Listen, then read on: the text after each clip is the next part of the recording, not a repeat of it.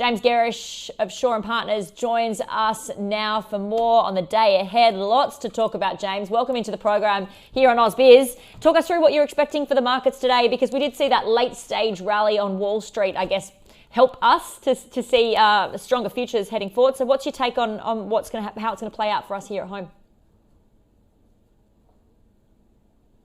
Yeah, morning, Ingrid. A positive start to open today's session, SPY up 17 points. It obviously comes on the back of a reasonable session yesterday. I mean, the market was stronger than sort of many had feared yesterday. Futures rallied sort of 180 points from the early morning lows yesterday to close near the highs.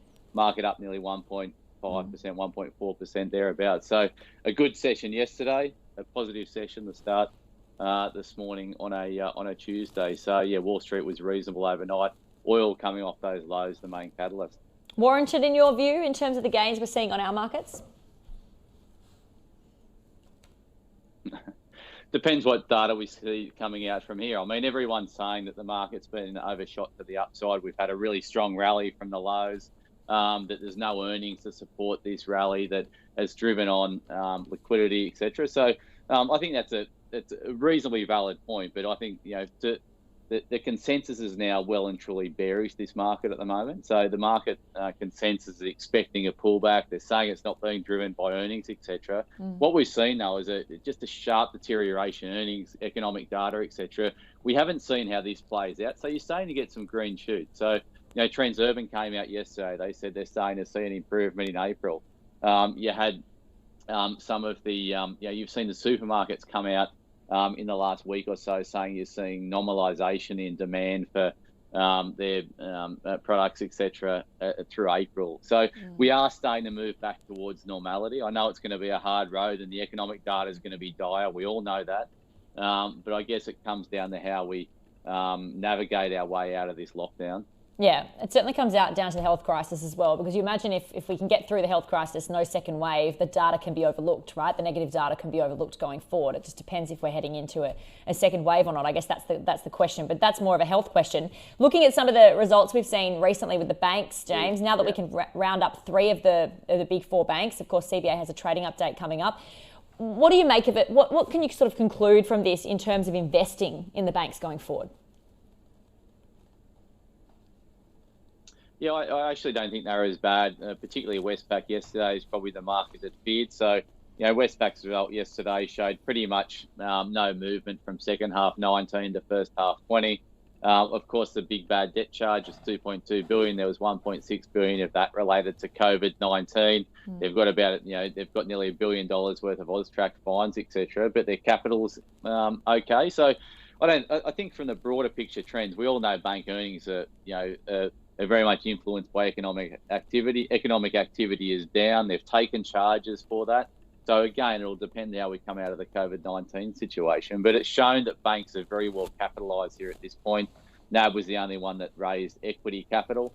The others haven't. So, this is it was a really good test in this first half 20 results season. So, look, I'm not as negative as everyone is on the banks at the moment. I think that oppressed levels are an opportunity. All right, that's interesting. Speaking of the banks and cutting dividends, we've seen today James Hardie be the next one to cut dividends, or suspend dividends, I should say. Also cutting jobs, out with an update, a bunch of impacts, I guess, from COVID-19. I don't know if you've had time to look through the result, but what do you make of this in terms of James Hardie? I guess cutting jobs would come as no surprise, and suspending a dividend seems to be in line with what we're seeing a lot of businesses have to do.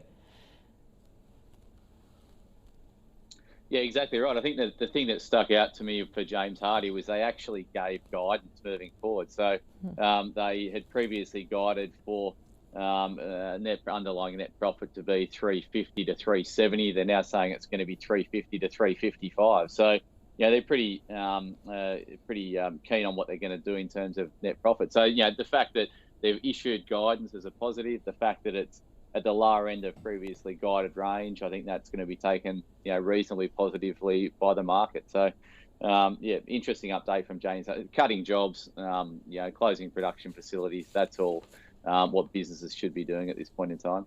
All right, let's talk more of what we've got this week, because we've got Macquarie Group set to post its 2020 full-year results on Friday. It's one that's closely watched.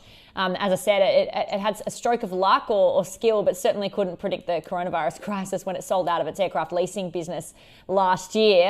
But certainly, what are you expecting for Macquarie in general, and do you like the stock in this environment? Yeah, I think in broad terms, Macquarie's got a lot of exposure to assets around the world. So, volatility in asset markets are in negative for Macquarie. Fee income goes down when asset markets go down. So that's the negative backdrop you've got from Macquarie. If you think longer term, you think about who can take advantage of dislocation in markets like the way that we've just seen. I think Macquarie is really well positioned to take advantage of dislocation in markets. So, we own the stock at these current levels. I'm reasonably positive on it. Obviously needs a better market to improve from here.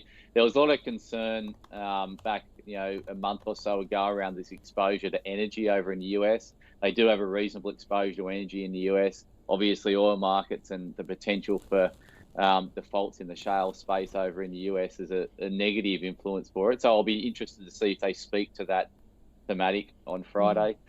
We own it. I think it's reasonably priced, reasonable growth going forward. So obviously market linked, so more volatility is going to be, is going to challenge it. But as a medium-term player, I like it. All right, so bear with me, James. I'm just going to take viewers through some breaking news. I'll get your view on it in a moment. It's on Qantas. Qantas has got a market update just talking about, going forward. It has Qantas and Jetstar extended existing domestic and trans-Tasman flight cancellations beyond the end of May through to the end of June 2020, so an extra month there. Current stand down of employees will now be extended until at least the end of June, it says. Since March, elevated levels of annual leave payments from standing down more than 25,000 employees ahead of JobKeeper. Currently has $2.7 billion in unencumbered aircraft assets and can raise funds against these if required. After further funding, net debt is now within the middle of the target range at about $5.8 billion. Also extended, as I said, extended flight cancellations from end of May through to end of July, which was still at pre-coronavirus levels, expects to reach a net cash burn rate of $40 million per week by the end of June 2020, has no financial covenants on any existing or new debt facilities and no significant debt maturities until June 2021, but has secured a further $550 million in debt funding. So a bit of an update for Qantas there. James, I'll just bring you back in on this. And of course, this is just breaking now, so you haven't had a chance to look at it. But I guess not a surprise to see Qantas extend cancellations to that date for another month or two. What's your take, though, on securing another $550 million in debt funding? Where does Qantas stand right now, particularly given what we've heard from Warren Buffett, but also given what we've seen from Virgin?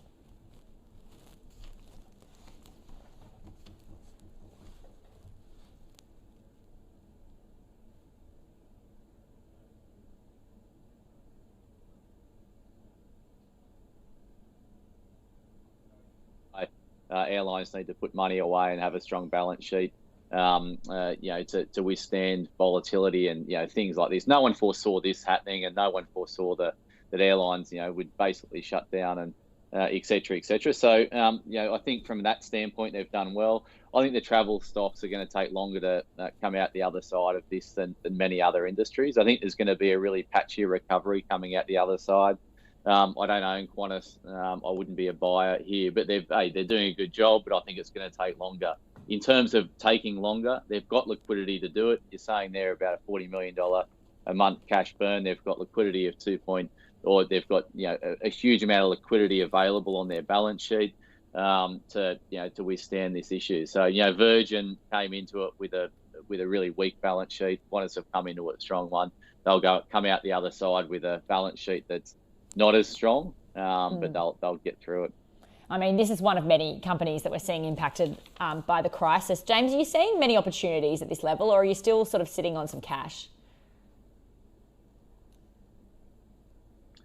Yeah, you've always got to have cash in the portfolio. I think we're sitting on about 14-15% cash in the portfolio. I mean, stocks that we've bought recently, Lend-Lease, we bought some into the institutional placement. We've topped up since then. I think that looks good.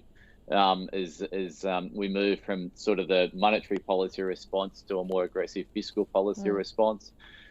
We've trimmed our exposure in retail. I think retail stocks had run too hard, too fast. I mentioned banks before. I think banks look reasonable down at these levels. Westpac, to me, looks like a strong buy at these levels. I know that's a bit of a contrarian call, and I think you've got to take a medium-term view. But if you cast your mind back to the GFC, these recapitalisations and sort of peaks in bad debt provisioning happen near enough to the lows of those of the banking space. So yeah, there's opportunities out there, and I think you've got to be looking at stock-specific opportunities. You mentioned earlier on, Ingrid, just around the tech space in the US. Some of the numbers coming out of there, the amount of streaming of video content in the US. We bought a company in the US recently called the Trade Desk, TTD. That's very much exposed to the increase in the use of streaming video content. I think Amazon looks interesting over in the US. So I think there's always interesting stocks to go out there and buy that could do well in this environment. Yeah, lots to watch indeed, and hopefully opportunity for investors. James Gerrish, appreciate your time. Thank you for joining us there.